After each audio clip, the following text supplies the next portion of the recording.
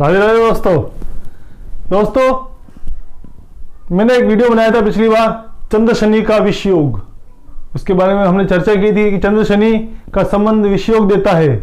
तो कुछ लोगों का मेरे पास मैसेज भी आया और कॉल भी आया कि चंद्र शनि का विष योग कैसे और रहता है, कैसे चंद्र शनि का संबंध विष योग बन जाता है।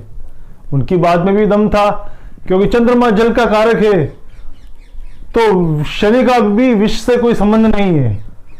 वो भी वायु तत्व लिए हुए है और उसका जहर से विष से कोई संबंध नहीं है। तो फिर जल तत्व और वायु तत्व इन दोनों का संयोग विष योग कैसे हो गया, किस प्रकार? क्योंकि दोनों के नेचर में, दोनों के स्वभाव में कहीं विष का संबंध नहीं है, फिर भी इन दोनों का योग विष योग बताया गया है। तो क्या कारण है इसका कि चंद्र शनि का जो संबंध पुराने शास्त्रों में बताया गया है। हालांकि पुराने शास्त्रों में इसका कहीं उल्लेख नहीं है कि चंद्र शनि का संबंध विष योग माना गया है, लेकिन आज की ज्योतिष चंद्र शनि का जो संबंध है, कहीं पर भी बैठा हो, लग्न में बैठा हो तो भी उसे मानते हैं, और 12 भाव में कहीं भी बैठा हो तो उस भाव को बिगाड़ देता है। ये बात सही है कि चंद्र शनि एक साथ जहां पर भी बैठेंगे उस भाव को बिगाड़ेंगे, क्योंकि चंद्रमा जल का कारक है और शनि वायु का कारक है, लेकिन दोनों का संबंध फिर भी विष योग माना गया है। तो हम आज इसी विषय पर चर्चा करेंगे। हमारे साथ अंत तक बने रहिएगा, आपको कुछ रोचक जानकारी इस संबंध में मिलेगी। और सब्सक्राइब जरूर कीजिएगा दोस्तों। सब्सक्राइब करके आज के नोटिफिकेशन पर क्लिक करने से आपको हमारी वीडियो लगातार मिलती रहेगी। नित्य प्रतिदिन एक वीडियो आपके साथ हम शेयर जरूर करेंगे। तो दोस्तों, चंद्रमा जल के साथ साथ मन का भी कारक है, और शनि कुंठा भी देता है, शंका भी देता है, शक भी देता है, आलस्य भी देता है, और हमारे स्वभाव को इस तरह से नेगेटिव बना देता है कि हम अपने जीवन से हताश हो जाते हैं, निराश हो जाते हैं। तो यही कारण है, जब कभी चंद्रमा का संबंध शनि के साथ होता है, दोनों की एक साथ युति हो जाती है, तो चंद्रमा के ऊपर शनि का प्रभाव बढ़ जाता है। चंद्रमा बर्फ का कारक है, शीतलता का कारक है, और जब जल अत्यधिक शीतल होकर बर्फ के समान जम जाता है तो मन की जो तरंगें हैं वो शांत हो जाती हैं। मन जिसमें चंचलता है, उन्माद है, मस्ती है, और वो जब शनि के साथ हो जाता है, शनि का युति कर लेता है, शनि की संगत कर लेता है, तो उसमें एक शिथिलता आ जाती है, उसमें चंचलता खत्म हो जाती है, वो एक नीरस सा हो जाता है। और जब जीवन नीरस हो जाता है तो विष के समान हो जाता है, जीवन जीना दुर्भर हो जाता है, जीवन जीना कठिन हो जाता है। तो यही कारण चंद्र और शनि का संबंध विष योग बताया गया है।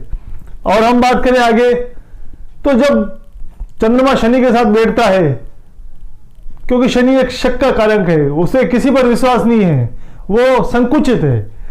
उसका अगर जब भी मन पर प्रभाव हो जाता है तो मन संकुचित हो जाता है, मन में हमेशा शंका बनी रहती है, हमेशा लोगों पर विश्वास उठ जाता है, उस पर लोगों पर हमेशा उसको शक का वातावरण बना रहता है। वो हमेशा सब पर शक करता है, पति पत्नी में शक का संबंध होता है, पिता पुत्र में शक का संबंध होता है, माँ बेटे में सबका संबंध होता है।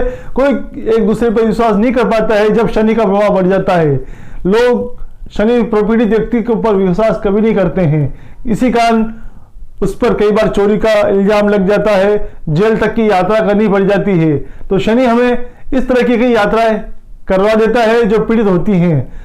यही कारण है कि जब भी चंद्रमा और शनि का संबंध होता है तो मन शंकाओं से भर जाता है, शक से भर जाता है, और ऐसा मन विष के समान हो जाता है, जीवन दुभर कर देता है। इसी कारण चंद्र शनि का संबंध विष योग माना गया है। मैं कोई यहाँ सफाई नहीं दे रहा हूं, जो मन के विचार है और जो मुझे नजर आया कि आखिर चंद्र शनि का संबंध विष योग क्यों बताया गया है, इसी पर आज हम चर्चा कर रहे हैं। तो दोस्तों, अगर हम कुछ और बात करें तो शनि मानसिक अवसाद भी देता है, और अवसाद का कारण, क्योंकि वो सबसे पहले हमें देता है डिप्रेशन, आलस्य देता है, हर काम से मन उठ जाता है, कोई काम करने की इच्छा नहीं रहती है, बस सोना, एक तरफ एकांत में जाना, लोगों से दूर हट जाना, ये मानसिकता शनि प्रधान व्यक्ति की बन जाती है। इसी कारण शनि हमें संन्यास तक ले जाता है, वैराग्य तक ले जाता है, सबसे अलग कर देता है, क्योंकि यह पृथकतावादी ग्रह भी है।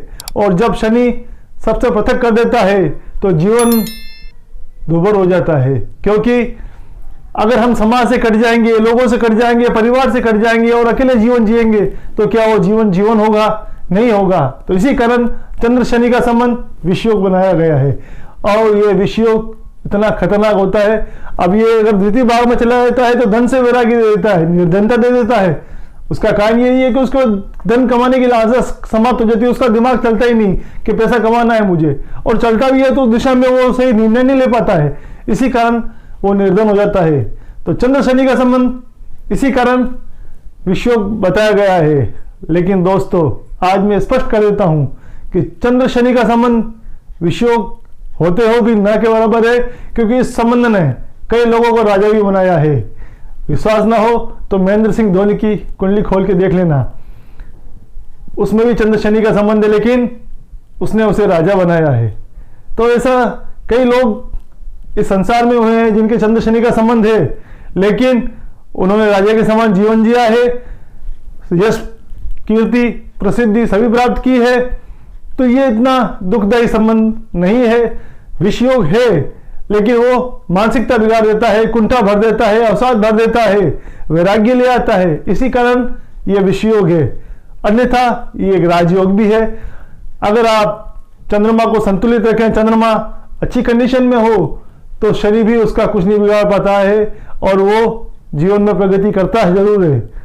तो दोस्तों, आज हमने बात की चंद्र शनि के संबंध के ऊपर। इसी तरह हम एक नए विषय के ऊपर आपके साथ जुड़े रहेंगे। जय श्री कृष्ण।